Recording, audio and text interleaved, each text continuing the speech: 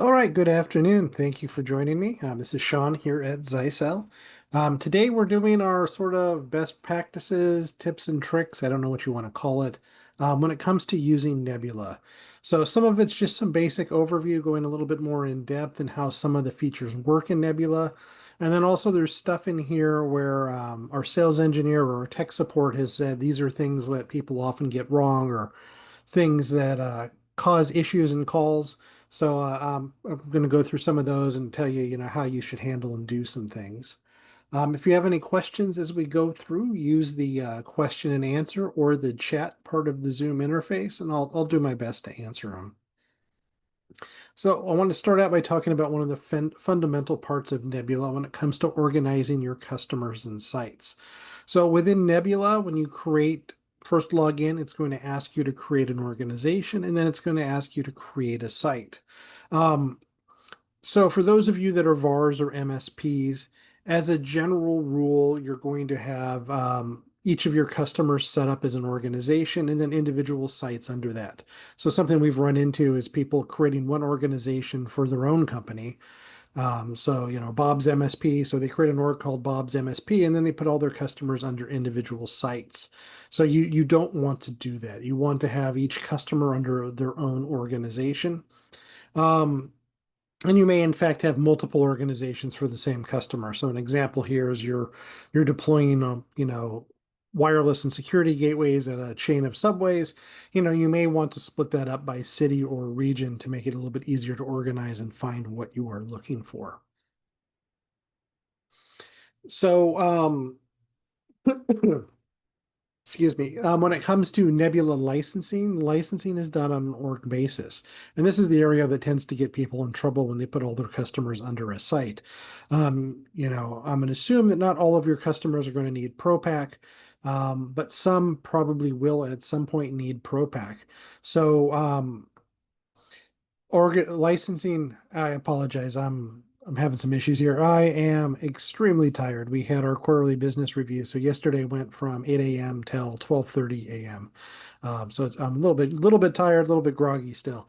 Um, so licensing is done on an org basis. So to convert an org from the free version of Nebula over to ProPack, every device in that organization needs to have a valid ProPack license.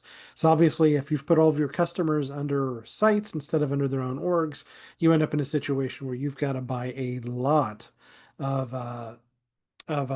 ProPack licenses in order to convert your one customer over to ProPack. Something else to be aware, every organization has an owner, and only that owner can do things like transfer ownership, transfer licenses, etc. So generally that's going to be a shared account that's controlled just by one user at your company, usually the head of IT or something like that. And rather than tied to their personal email, you probably want to have it tied to a role email. Right. So if that person leaves your company, somebody else can instantly take over, and all you have to do is transfer access to that email account over. Um, so be aware of that. Whoever creates an org is automatically made the owner. So if one of your techs makes a new org for a customer, they will be the owner, not you. So you will want them to transfer that ownership over to that master account that you use for controlling all of your orgs. And each org has an unlimited number of sites underneath it. So again, just to highlight here, at least one org per customer that you are managing, if not more. So we do have a tool here that allows you to create a bunch of sites all at once. It's something that tends to get missed here when you're going through the setup wizard. By default, it takes you to the one site tab, but there is a second tab there for creating multiple sites. So if you've got a customer with a lot of different locations, makes it really easy for you to go ahead and create a bunch of sites all at once. You can clone from an existing site you've already set up. So if you've got a certain default settings that you want to use across all of them, really easy to do that. You can also create and use templates to set things up that way in advance. So let's start talking about admins and how you administrate your Nebula. So by default, if you're using the free version of Nebula, every organization can have 5 unique admin accounts. And if you upgrade to ProPack, you get an unlimited number of admin accounts. And so you've got the ability there. You've got several different tiers here at the organization level. Let me see what I need here. There we go. So at the organization level, you've got the ability to specify an admin as the owner, and you can only have one owner, full access, read-only access, or no access. So one of the questions we get is why would you want to have no access? So this is a tool for somebody that's only needs site level access. You would set them to none at the org level. And then once you've done that or set them to read only, then you have the ability to specify site level access. So you can control admin accounts at the org level or drill down and control it at the site level. So we'll go through them here again. The owner is the account that created the organization by default. You can only have one org owner, but you can transfer that org owner. It's pretty easy to do, and we'll talk about that a little bit later. Um, and whoever the owner is basically has access to everything, including the ability to transfer licenses to and from the organization, and the ability to transfer org ownership and create new full level admin accounts. The next level, which is what most of your techs will probably have, is full access. So that gives them access to all org settings and all settings for every site underneath that org. So they can basically configure and change just about everything. They do not have the ability to delete organizations. They don't have the ability to transfer ownership. They don't have the ability to transfer licenses and stuff like that. But you can designate what they call ownership authority. So sort of like a super admin account that has basically all of the same access as an owner, except for the ability to delete orgs and stuff like that. And then you've got read-only. So read-only gives them access to see the config at the organization level, but not change anything. And by default, they can see all of the sites, but do not have the access to configure any of those sites. You can then give them the ability to edit configs at specific sites. And then at the none level, they can't see any of the org level settings, but you can then give them and whitelist them site-specific access. So this is something, for instance, if you've got a customer and they have their own IT department, at a certain location. So if you want to give them access just to configuration settings just for that certain site, that's what you would do. You would set them up with no access under org and then give them site-specific access. So now going down here, you've selected read-only or none for an admin account. It will now pop up a second level here, giving you the ability to control on a site-by-site basis what level of access they have. So obviously there's read-only, so that tells you that they can go in and see the settings, but they can't change any configurations. Monitor only, it doesn't let them see the configuration pages, but it does allow them to view the logs and some of the diagnostic tools that we have so they can see what's going on. But again, they can't change anything. Installer. So this is a special level we have here. A lot of you are using third-party contractors to go on site and do the hardware install. So this basically just gives them the ability to add devices to an existing site. And you can set this level of access to automatically expire after a certain period of time. So that way you don't have to manually go in and remove them as an admin. Once they've done the install, you can set a timer on there. So basically after 2 weeks or a month or whatever, it automatically removes their ability to add new devices to the sites. And then we have a level called guest ambassador. So this is for those of you that are doing some form of guest or public hotspot, where you are adding and creating accounts for people to log into the guest network or using vouchers to give people access. And basically it just allows them to go in and create those vouchers or create those user accounts to be able to log into the captive portal on the wireless network. So setting admin access, pretty easy to do. You simply go in there and you go under the create admin tool, and you can see there it prompts you to put in their name and it prompts you to put in their email address, and then you choose the organization level access that you want them to have. And there's a checkbox there to give them ownership authority, a little hover tab there that you can hover over that tells you exactly what extra features it gives them access to. And then you have the option to activate it or not. So if you have set them under org level here to none or read only, it then will pop up the ability here to choose sites. So you'll see here, it adds a button down here at the bottom that says add, and a lot of people overlook that. So if you're just trying to give them access to specific sites, set this to none or read only, and then you click the add button down there at the bottom of the screen.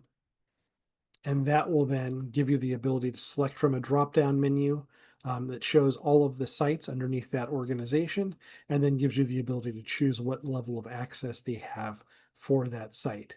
So if you're giving them access to multiple sites, you can just keep clicking the add button to add more sites.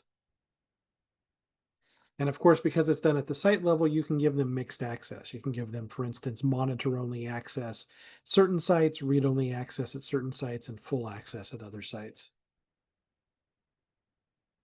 So organization transfer. So back in the old days, if you've been doing Nebula for a long time, you used to have to contact our tech support and jump through a bunch of hoops. It is now something you can do in the Nebula interface, and it's something that you would do. The most common cause of this, again, is that one of your techs creates a new org for a customer, and then you want to transfer ownership over to the main ownership account for your company. But then also it could be that you have sold a customer or you're selling your business to a new person who's taking over, and that's when you would also do the transfers using this here. So again, pretty easy to get access to this. To do it, you simply go to organization-wide menu, the configuration part, and then administrators. Um, oops. Yeah, that's right. So the first thing you're going to do is you are going to add in, if they do not already have an admin account, you would create a new admin account for whoever the new owner is going to be. So you would jump through all the hoops there to create a new admin. You would want to probably set them up at full access. And then once you have done that, they will appear under your administrators list there. So you're going to select the account that you want to become the new owner, and then click the change owner button. And it will confirm for you that that is who you want to change ownership to. And make sure that you acknowledge that you understand you are losing your ownership rights and the new account is going to be the sole owner going forward. And then go ahead and apply that. We can also move devices and licenses between one org to another org. And again, this is something that to do this, you need to be an owner or you need to have full access with ownership privileges assigned to you. And then you can transfer this stuff between organizations. If you have not been granted the ownership rights, then you can transfer and move devices and licenses between sites in the same org, but you can't move them between organizations. So again, it's a very similar process. Go to organization wide. Whoops, there we go.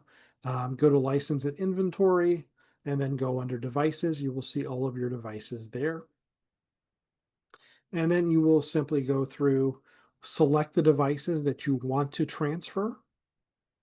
Go under the actions tab there and change organization, change site, etc. Now, if you've got a device that's in Nebula, and you're just moving it out of the pool, you can always remove it from an organization and it will leave it in your cloud inventory, but not be assigned to any particular org or site. Choose that you want to transfer. It will ask you to choose where you want to transfer it to. Choose whether or not to keep settings the same as far as the interface settings go. And then you just choose that you want to go ahead and finish, and it will transfer it over. Process is exactly the same for licenses, only instead of going to your hardware inventory, you're going to your license inventory. Same thing. Select the licenses that you want to transfer, go to actions, choose transfer license, and it will again prompt you to select which organization you want to transfer the licenses to, and it will also let you select what device it is transferring the license to if you want to go ahead and specify that at the same time. So another thing that we run into a lot is people want to upgrade their existing org to Pro Pack or Plus Pack. They've bought the licenses, they've assigned the licenses to the devices, and they don't understand why it's not working. And it's because there is an extra step that you need to take. So again, the first thing you need to do is make sure that all of your devices have a license assigned to them.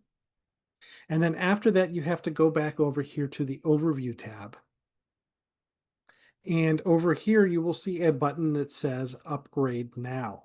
You must click that button to activate those licenses and convert the organization over to your Pro or Plus Pack mode. If you don't see the Upgrade Now button, if it says Purchase Licenses, that's telling you that there is some device in that org that does not have a license assigned to it. So if you've bought enough licenses, you'll need to go under your License tab and find the license that's not been assigned to any device and assign it to a device, or you need to purchase some additional licenses for those devices before you're able to upgrade and activate Plus or Pro Pack. So if you do have the Upgrade Now button there, it's real simple. You just click Upgrade Now. It will confirm you're ready to start the conversion process, which also starts the clock ticking on the licenses themselves. Click Yes, and away you go. So something that gets overlooked a lot is the fact that we do have free trials for a lot of our different optional licenses. So you can see we have a free 30-day trial of the Nebula Pro Pack. So you can always test out Pro Pack, test out those features before you give us any money. The MSP license, there is a 30-day free trial on that. And then when it comes to our security products, there are a number of those licenses that are available as a 30-day trial as well. So content filtering, I think the gold license is a 30-day trial. On the APs, the Connect and Protect has a 30-day trial. Secure Wi-Fi has a 30-day trial.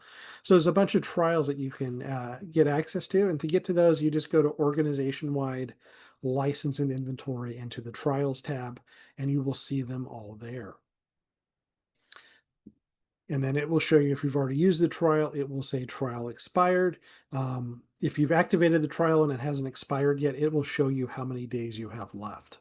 So a common problem we run into is people will activate the Pro Pack trial, but when they log into Nebula, they will still see this message at the top of the screen saying that you are using the base pack version of Nebula or the free version of Nebula, and you need to unlock it. So that is correct. That is the way, it's confusing, but that is the way it works. So as officially you haven't upgraded the organization to Pro Pack, you are just using the trial.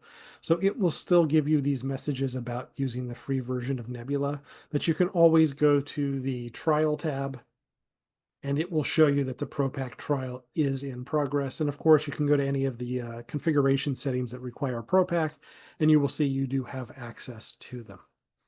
And if for some reason you want to end a trial early, you do have the ability to deactivate the trials. So one of the features that got added to Nebula a couple years ago was basically the ability to scan hardware, scan that QR code anytime, and assign it to a different org or site. So this was something that some of our larger MSP partners had been asking for a while. Basically, for at least some of our big MSP customers, if a user is reporting some sort of issue, the first step is you go out on site, you take the hardware that's linked to the issue, and you plug in a new piece of hardware. You then take the old hardware back to the lab where you can test it to see if it's the cause of the problem. And if it's not, you put it back into your inventory. And then for the next customer that you need to swap out a piece of hardware, you just pull it from that pool and put it there. So rather than make it so you have to go into Nebula every time you did this and remove the device to your inventory, move the device then to a new org, we added the ability to scan the QR code. So if you have access to the device, we assume you own that device, so you can scan that QR code and go ahead and assign it to a new org or site. The bad side of this is sometimes your customer will scan that QR code. They'll see the box sitting around, or they'll go up to the physical piece of hardware, see that QR code, go, I wonder what this QR code does, scan the device, and transfer the device from your inventory. So in order to stop that from happening, there is a setting in Nebula that prevents you from being able to do this. So basically all you need to do is go to organization-wide settings, organization settings, and then there is an option called device ownership takeover and a checkbox. So you want to check that box, make sure it's active that says prevent other users from taking ownership of this device. And you do have to do that on an org by org basis. Another feature that we added fairly recently that is not enabled by default is the ability to group your alert settings.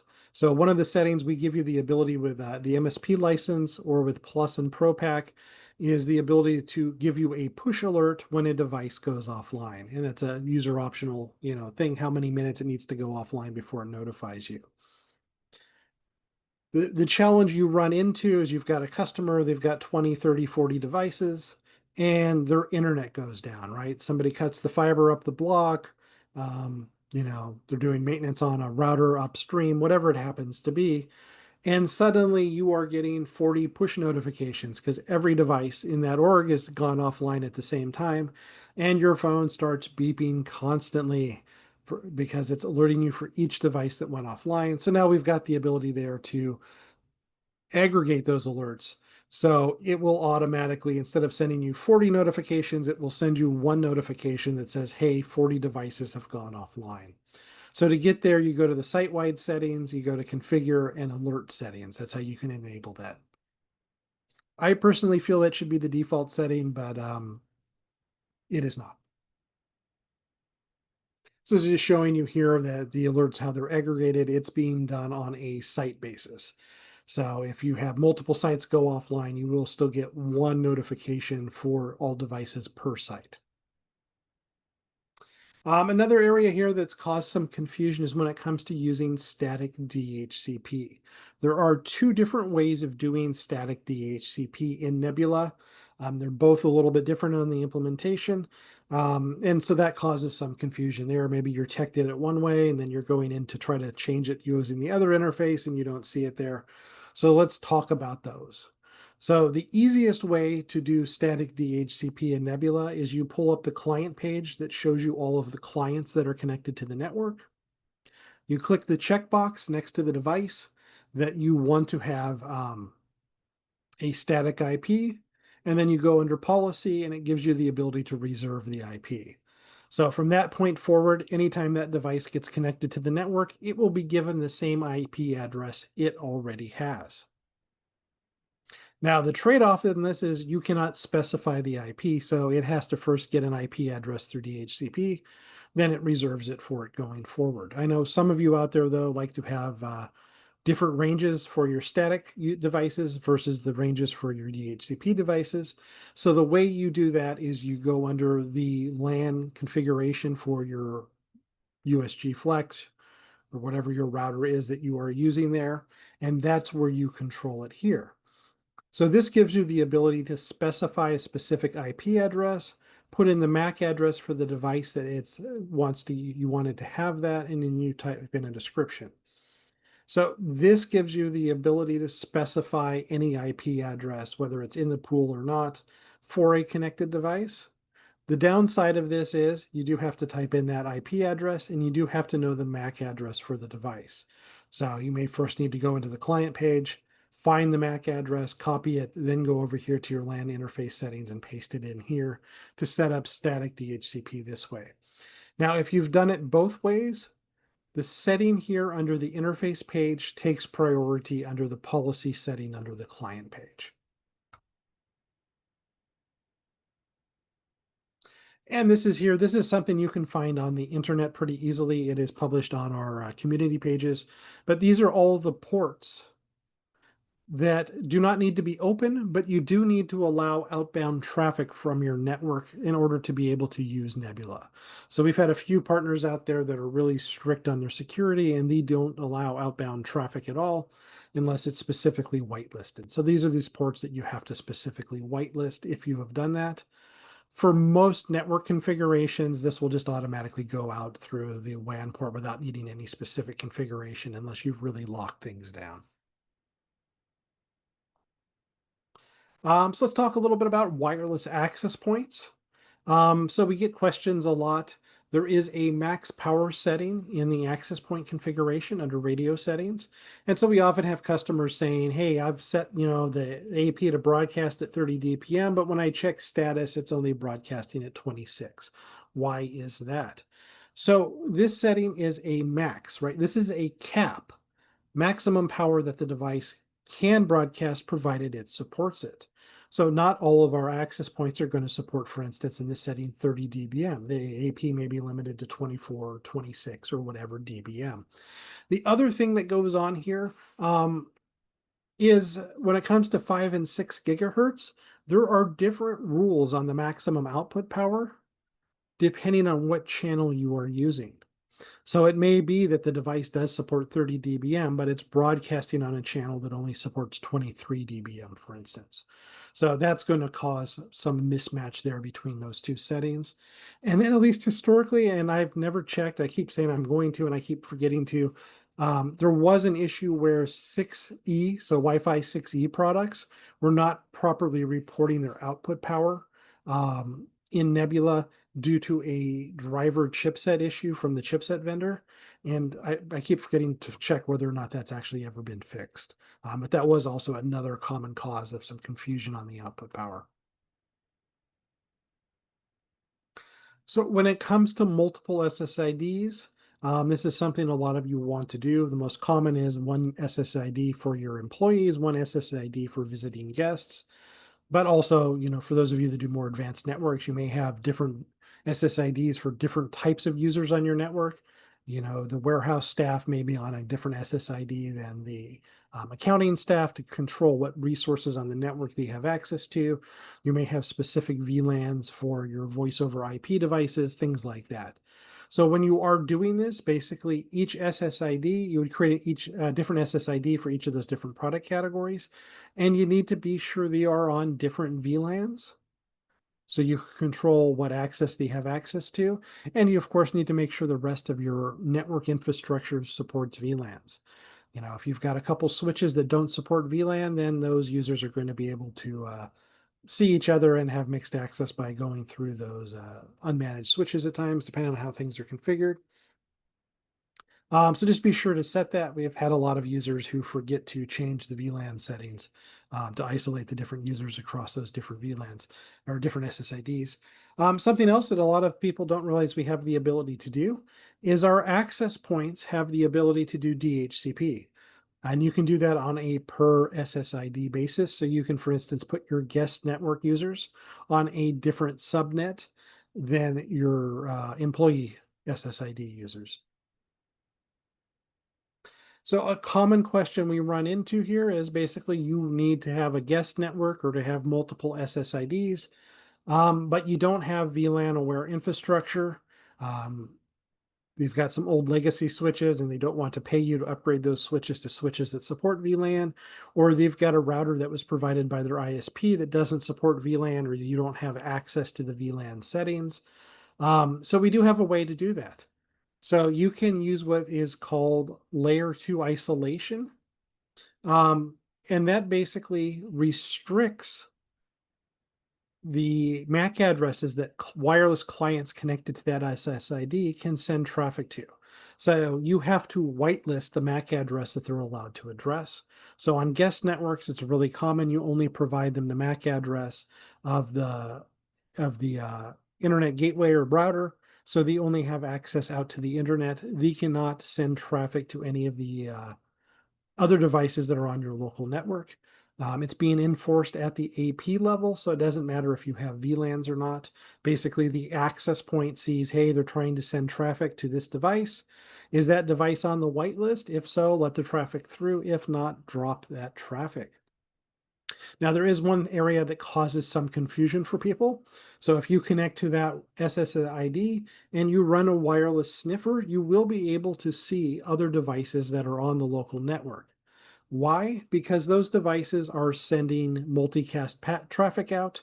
That multicast traffic is going across your network into the wireless access point.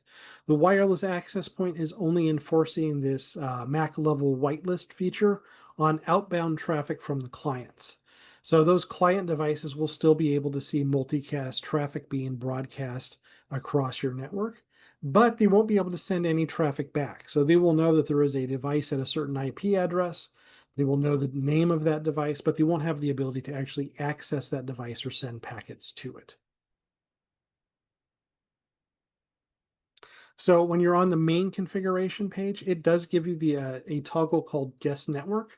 So if you toggle that on, it will automatically enable layer 2 isolation, and it will also by default enable intra BSS blocking. So oftentimes on a public guest network, you don't want wireless users to be able to send traffic to other wireless users on that guest network, and that isolates them further there by doing that. So when it comes to troubleshooting the wireless LAN, one of the most common sources of connectivity issues is channel overutilization. So we do give you the ability to see how much the channel, the Wi-Fi channel that you're using has been utilized, and we give you the ability to see that over um, a time graph. So this makes it really easy for you to go in there and see, okay, the user was having some issues, but I can see my wireless utilization was at 95%. Um, Basically, that channel was overloaded and people were stepping on each other's toes. So another common wireless issue that people run into has to deal with roaming. And a lot of people don't realize this, but roaming is entirely a function of the client device, not the access point. So at least by default. Um, So basically, it is the client device that determines when to switch from one access point to another. And the algorithm that is used is going to change or vary greatly depending on the type of device it is and the whatever drivers are loaded on that device. So famously, Apple devices are famous for not wanting to roam. They would rather stay trying to stay connected to an access point with almost no signal, with a basically unusable Wi-Fi connection, rather than roam to another access point with the same SSID that's got a nice strong signal right next to them. So how do we deal with that? To begin with, um, there is a feature here called 802.11K and V. This is assisted roaming. This is an industry standard. And it does give some ability of the access point to help speed up the roaming and make it a little bit smoother. Not all clients support it, and the implementation varies quite a bit from client to client base. So it is not a complete solution, but it is something that should be enabled. Um, So you do want to turn that on. You probably also want to enable 802.11r, which reduces the amount of time it takes to do a roam between one AP to another AP and how much packets will be lost while that roaming is in process. But the main way of dealing with this is something called smart steering. So that's a feature that we have on all of our access points. And basically you go in and you basically set a signal threshold at the access point level. And if the signal at the access point level ever drops below that, we disconnect the user um, in the hopes of trying to force them to rescan the environment and decide to connect to a different access point that's nearby. And so the reason for that is basically your client device only has access to the signal strength of the signal it sees from the access point. But there's usually a pretty huge discrepancy between the power of the radio in your access point or router and the power of the radio in your mobile device. So because of that, the mobile device may have a good, strong signal from the access point, but it isn't able to send its signal back to the access point, but it doesn't know. So this basically allows you to control from the access point side of things, how weak of a signal is too weak of a signal, and then kick them off. You will see here there is an aggressiveness toggle here, which is high, standard, and low. And basically what happens is we kick them off when the signal gets too low. And then this controls how long it is before we allow them to reassociate back to that same radio. The hope is that they will roam and connect to a different access point. Um, and again, some devices based on their algorithm are stickier than others and may require a longer time period to force them to roam. But the downside is other users maybe who don't have an access point to roam to may be forced to stay offline and drop packets a little bit longer than you would like. So it's a balance there that you have access to control. Now, by default, that setting for roaming is a negative 70 dBm signal strength. Now, having talked to our sales engineer, he suggests not using those default settings. So instead, he's provided these guidelines here. So for 2.4, negative 69 is where he suggests you start at. For 5 gigahertz, negative 72, and for 6 gigahertz, negative 75 dBm. And again, this is a starting point where he suggests you start the settings. If you are having roaming issues with a certain brand or vendor of device, you may need to tweak these settings based on your own particular environment and the brand and vendor of a mobile device that's having stickiness issues. So another feature that tends to get overlooked, and there is also some confusion because there are two different ways of doing it, is automated VLAN on our switches. So the switches have the ability to look at an OUI. So the OUI is, I believe, the first 6 digits of a MAC address, and these are usually vendor specific. So this is a way of basically determining the vendor of the product by looking at the MAC address. So you can automatically place devices on a VLAN based on that OUI. So a very common use of this is VoIP phones. You probably are only deploying one vendor and one model of VoIP phone. So rather than having to go in and configure on a port by port basis, you put in the OUI of that VoIP phone, and any port that you plug in one of those VoIP phones, it will automatically get placed on your voice VLAN.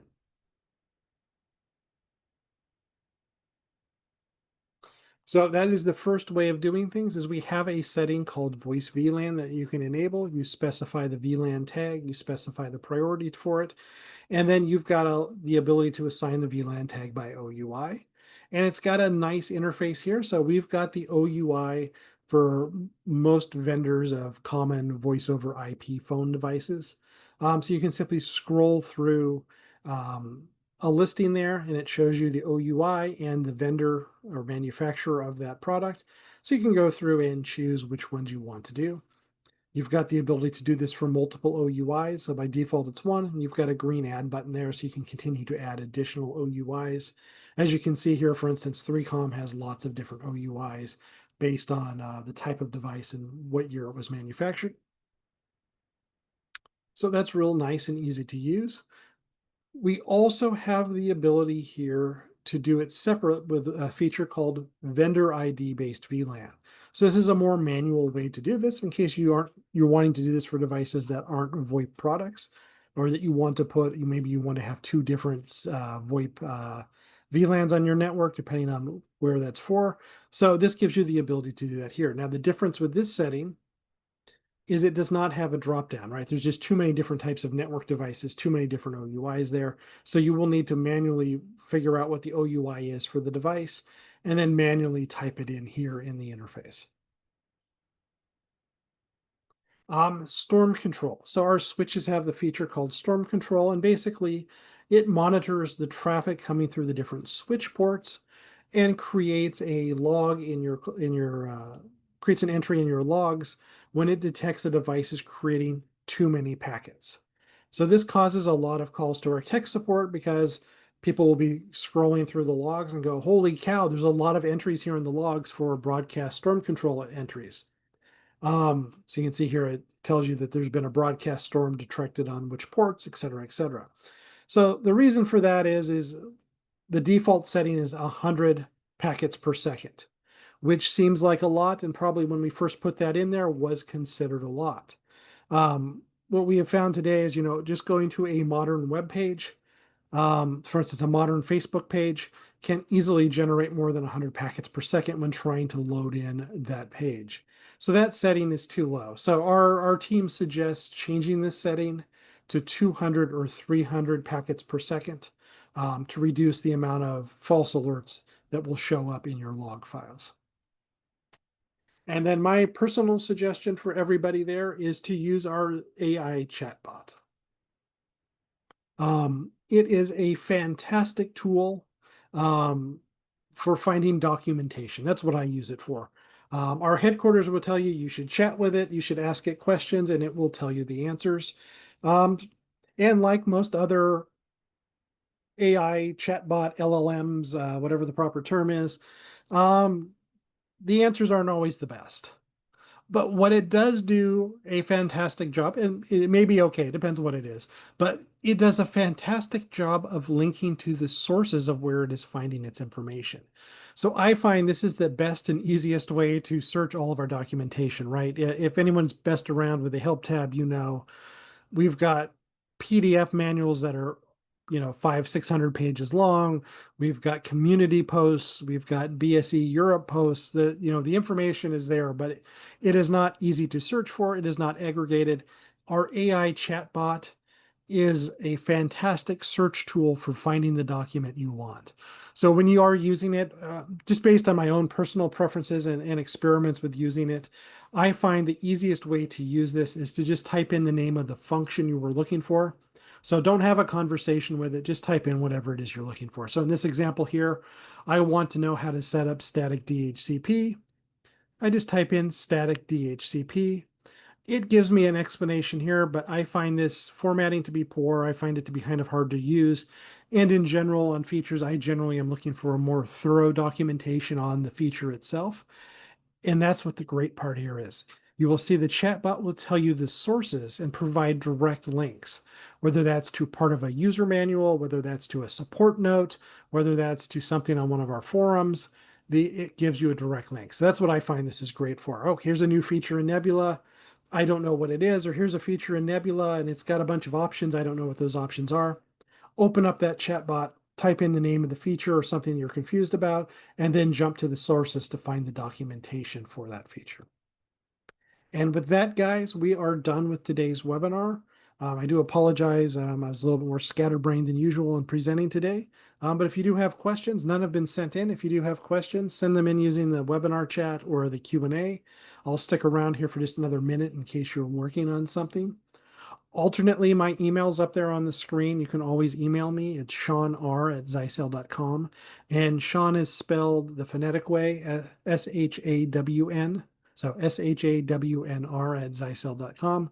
And of course, I'm assuming most of you on here are one of our reseller partners. You can always reach out to your salesperson, Andy, David, or Jacob with a question. And if you don't know the answer, they'll loop in me, they'll loop in Try, they'll loop in our sales engineer, Marcus, to get that answer for you. Okay, there have been no questions sent in, so I'm going to go ahead and end today's webinar. Thank you for joining us today. I hope I see you at one of our future webinars. Thank you.